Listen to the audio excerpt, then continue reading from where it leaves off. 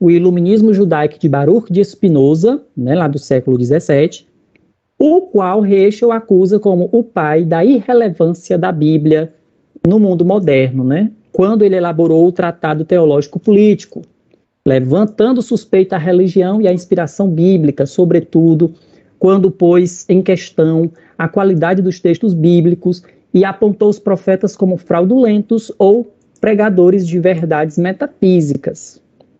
A partir de então, foram surgindo inúmeros pensamentos a respeito da qualidade dos textos sagrados e da mentalidade dos profetas. Querendo ou não, isso teve um lado benfazejo. Nasce daí o método histórico crítico.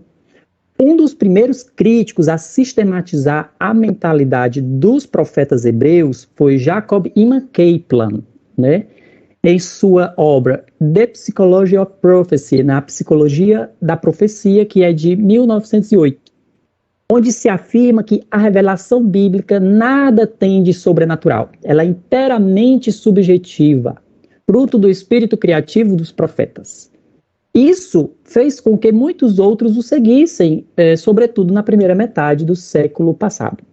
Então, a citação aqui rápida de Kaplan é que ele diz que a profecia é inteiramente um processo subjetivo que ocorre em evolução e assim intimamente relacionado e conectado com a história judaica, que sem o conhecimento deste último e uma profunda compreensão da evolução religiosa judaica não se pode esperar manter qualquer visão inteligente dos processos mentais do profeta.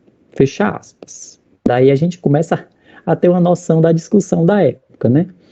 Bom, no tocante aos fenômenos religiosos, um ano antes disso, Sigmund Freud, em seu ensaio Atos Obsessivos e Religião, né, catalogou os fenômenos religiosos como neurose universal, porque são frutos do complexo de Édipo da humanidade, expressão das dificuldades do ego e repressão sexual. Para Heschel, essa visão é redutora, universalizante e preconceituosa, e tende a comprometer parte do pensamento religioso. Em primeiro lugar, porque é desenvolvida clandestinamente, sem consultar o saber religioso e teológico, além de confundir os efeitos com a causa do fenômeno. O que mais tarde será repensado por Carl Gustav Jung, Viktor Frankl e outros, né, que também apontam a religião como promotora de cura e não apenas de neurose, né? Não somente a exegese, mas o conhecimento de interpretações do Midrash, do Talmud e textos rabínicos também poderiam ajudar nessa leitura, tanto teológica como científica, né? Então, eu cito agora os principais indicadores de possível patologia, né, nos profetas. Primeiro, Jeremias, por causa do mandamento do Senhor, permaneceu solitário. Então, só pelo fato de solitário, ser só, né, solteiro, celibatário, alguns psicólogos pensavam, já disseram logo que ele era reprimido. 2. Isaías, diante do mandamento do Senhor, teve relação sexual com uma profetisa, a cujo filho pôs os nomes estranhos, que era muito comum, lá em Isaías 8 aparece isso, né, se encontrar nomes simbólicos nos filhos dos profetas. Então, 3. Quando o espírito os oprimia, os profetas experimentavam contorções faciais, sua respiração lhes faltava e às vezes caíam por terra inconscientes, privados por um tempo da visão e da fala, contorcendo-se com cãibra. Está lá em Isaías 21. 4. Isaías caminhou nu e descalço durante 3 anos como um sinal e presságio contra a Síria e Etiópia. 5. Jeremias estava como um homem bêbado e todos os seus ossos tremiam. Isso aparece lá no capítulo 23 de Jeremias, né? Jeremias se dividiu um ego duplo. Implorou a Deus que lhe dispensasse de falar, mas ao mesmo tempo assumia a sua própria profecia caía sobre ele, né? Enfim, bem, para entendermos a natureza das afirmações dos profetas acerca de sua experiência, o Heschel vai apresentar 5 princípios indispensáveis para se abordar a revelação a partir da experiência profética. Primeiro, as coisas e palavras têm muitos significados. A gente sabe disso. 2. As afirmações dos profetas são uma exposição incompleta. A Bíblia também é uma exposição incompleta, né? A história de Deus com a humanidade, ela perdura. 3, a linguagem do profeta é a linguagem de grandeza e mistério. É por isso que no último tópico deste capítulo eu falo do sublime e do mistério. O que é mais importante na experiência profética não é o que ele diz, é o que ele sente, é aquilo que ele não fala, aquilo que ele não sabe decifrar. É aquilo que é indizível, é o inefável, ou o sublime, né? Aquela beleza que o arrasta. E 4, há uma distinção entre palavras descritivas e indicativas. Quem estuda, né, filosofia da linguagem, ou os linguistas sabem disso. Palavras descritivas são usadas para expressar coisas mais objetivas, sensíveis, né? Casa, árvore, enfim. E palavras indicativas são palavras para expressar algo maior, algo de grandioso, por exemplo, a eternidade. Ou, por exemplo, como é que eu vou explicar o amor de uma mãe, ou o amor de uma dor de um homem ferido, né? É a dor de uma pessoa, por exemplo, que perdeu seus entes queridos aí na enchente, né? Nas enchentes aí do Nordeste. É só um exemplo que as palavras, elas são descritivas, mas também indicativas, ou seja, elas apontam para uma realidade maior. Então, a pessoa que estuda a profecia tem que se atentar para isso. E o ponto 5, as afirmações dos profetas devem ser retomadas de modo responsivo, ou seja, o profeta, tudo que ele fala é tendo em mente uma resposta a uma demanda, porque o profeta não fala da natureza de Deus. Por isso que a sua linguagem não é sistemática. Ela é simples, ela é simbólica, é do cotidiano. A linguagem do profeta fala da vontade de Deus. Então, basicamente, o conteúdo da profecia é expressar, transmitir a vontade de Yahvé.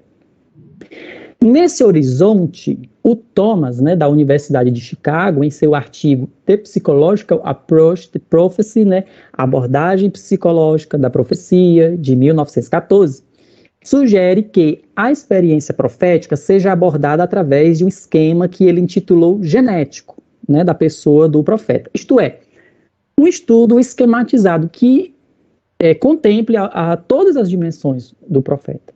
Quais são essas dimensões, né? O seu contexto, da sua personalidade. Primeiro, antecedentes e heranças. O profeta não é nenhum pioneiro, ele fala em nome de Deus, que já falou com Abraão, Isaac e Jacó, com seus antecessores. Mas também o profeta não é simplesmente um conservador, porque ele, inclusive, vai contra, muitas vezes, ao farisaísmo religioso e até mesmo a alta corte, né, religiosa. Então, ele não é simplesmente um ortodoxo que fica aplaudindo o sistema.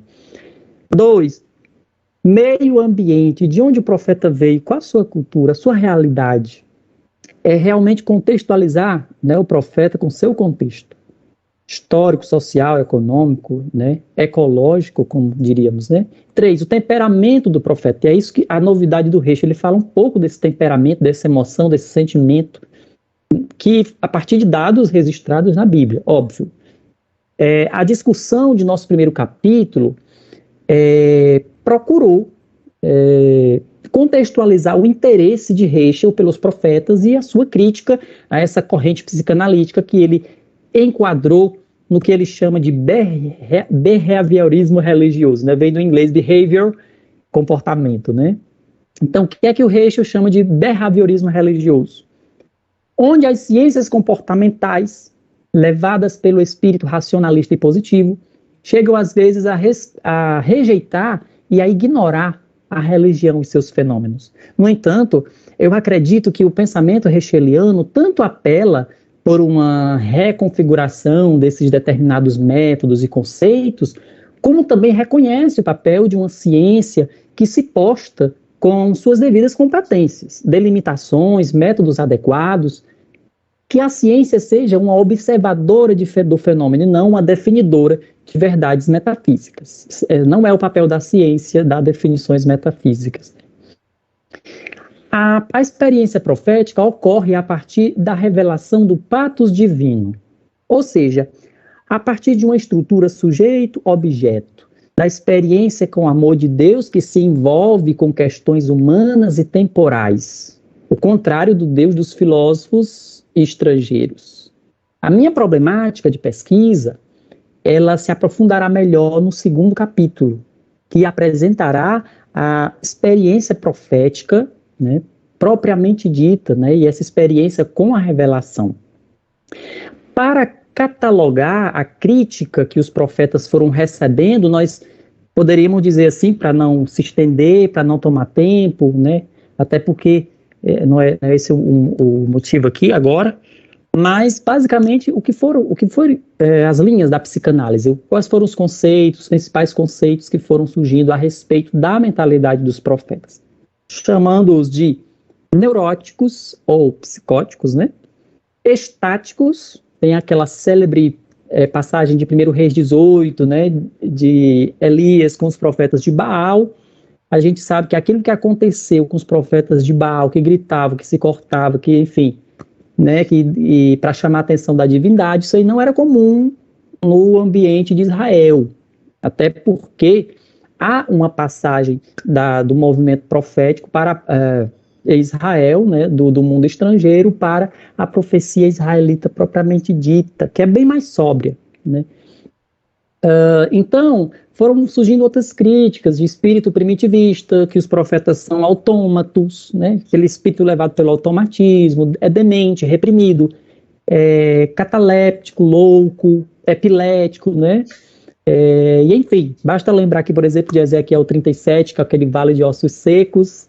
Então veja que quando eu levo ao pé da letra, né, o fundamentalismo ou o preconceito, eu posso estar comprometendo grande parte do pensamento religioso. Mas neurose e psicose são conceitos que formamos em termos de normas culturais da nossa sociedade particular, né?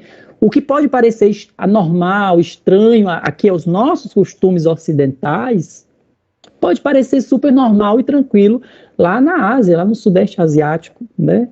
Enfim, para concluir, né? Concluir entre aspas, a gente sabe que as respostas que a gente encontra são perguntas disfarçadas, né? Se ser normal é compartilhar com a lógica do sistema que temos, então precisamos estar doentes, ou seja, sermos profetas, sempre estando ao lado dos incompreendidos, dos que perdem, né? O que no tempo dos profetas nós diríamos, dos órfãos, das viúvas, dos imigrantes. Por isso, o nosso trabalho procurou um movimento dialógico entre religião, psicologia e teologia e o profetismo do Primeiro Testamento, acreditando que a psicologia pode dar grandes contribuições para a identificação dessas condições, né?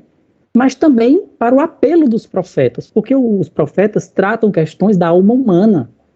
A psicologia também se ocupa com questões da alma humana. Então, por que não fazer uma agenda que ajude o ser humano no seu sentido, na busca de sentido, para que ele seja mais feliz, para que ele seja mais realizado? Mas isso daí são literalmente cenas do próximo capítulo 3 vai falar sobre isso. A gente vai fazer uma hermenêutica, aproximando aí a teologia do reino. Por fim, não foi movido por uma curiosidade histórica, religiosa, ou muito menos psicológica, que esse trabalho foi desenvolvido, né? Isto é, não foi pelo impacto que o tema da revelação tem no passado, mas o que ele tem de relevante hoje, né? A humanidade sente falta dos verdadeiros profetas e profetisas, de pessoas religiosas e políticas que despertem a imaginação e a fidelidade de nossos homens e mulheres. A profecia é a alma da religião bíblica e o profeta é o seu símbolo mais autêntico. Então, gente, é isso. Muito obrigado pela paciência, muito obrigado desde já pela atenção, pela presença e com certeza pelas contribuições que com certeza serão levadas a sério, né?